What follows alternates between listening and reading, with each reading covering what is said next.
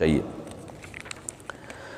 اللہ تعالیٰ نے سورت میں اہل یہود کی خصلتیں بیان کی ہیں کہ موسیٰ علیہ السلام کو یہودیوں نے کیسے ستایا، تو اللہ ہمیں بتا رہے ہیں کہ تمہیں بھی اب قرآن ملا، یہودیوں کو تورات ملی تھی، انہوں نے کیسے حکام کی دھجیاں اڑائیں، تو تم نے یہ کام نہیں کرنا۔ یہود کو اللہ نے حکم دیا تھا نماز قائم کرو، نمازوں میں سستی کی انہوں نے۔ جب پیغمبر کوئی حکم دیتے لیت و لال سے کام لیتے، نبی نے حکم دیا کہ گائے ذبح کرو تو وہ الٹے سیدھے سوال کرنے شروع کر دیے، گائے کا کلر کیسا ہونا چاہیے، یہ ہونی چاہیے، وہ ہونی چاہیے۔ تو اللہ نے فرمایا کہ لیت و لال سے کام لیتے تھے، تو ہمیں ایسا نہیں کرنا چاہیے۔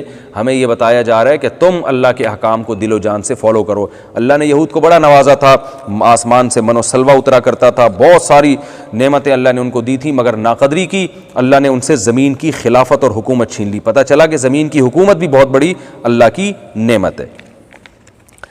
اللہ نے اس میں ایک اہم حکم یہ بھی دیا کہ بنی اسرائیل کو ہم نے کہا تھا کہ عبادت صرف اللہ کی ہوگی، اور والدین کے ساتھ حسن سلوک ہوگا، رشتہ داروں کے ساتھ، یتیموں کے ساتھ، مسکینوں کے ساتھ حسن سلوک ہوگا۔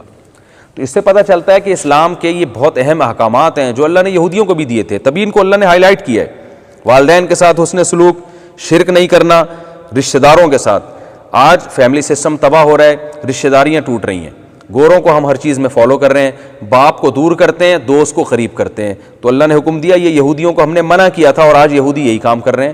فرینڈ شپ بہت اچھی ہوتی ہے، باپ اور ماں کے حقوق کا پتہ نہیں، بردر سسٹر کے حقوق کا پتہ نہیں، تو اللہ نے ان آیات میں اس کی نفی کی ہے۔ ذی القربیٰ، اسلام کہتا ہے کہ سب سے پہلے والدین، اس کے بعد قریبی رشتہ دار، فرینڈ بعد میں، اور یتیموں کے ساتھ حسن سلوک، اور غریبوں کے ساتھ وقولوا للناس حسنا، اور لوگوں سے اچھی بات کرنی ہے، طریقہ بھی اچھا ہو، بات بھی اچھی ہو۔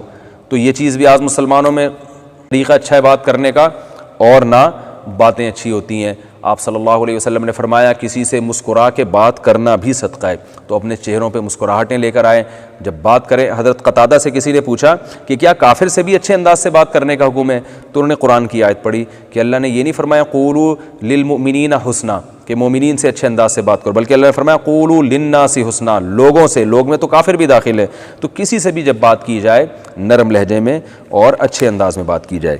اسی میں اللہ تعالیٰ نے ابراہیم علیہ السلام کا بھی تذکرہ کیا کہ ہم نے ابراہیم کو بہت آزمایا اور وہ تمام آزمائشوں میں پورا اترے، اور یعقوب علیہ السلام کا اللہ نے تذکرہ کیا کہ جب ان کی موت کا وقت آیا تو اپنے بچوں کو جمع کر کے دین پر چلنے کی انہوں نے وصیت کی۔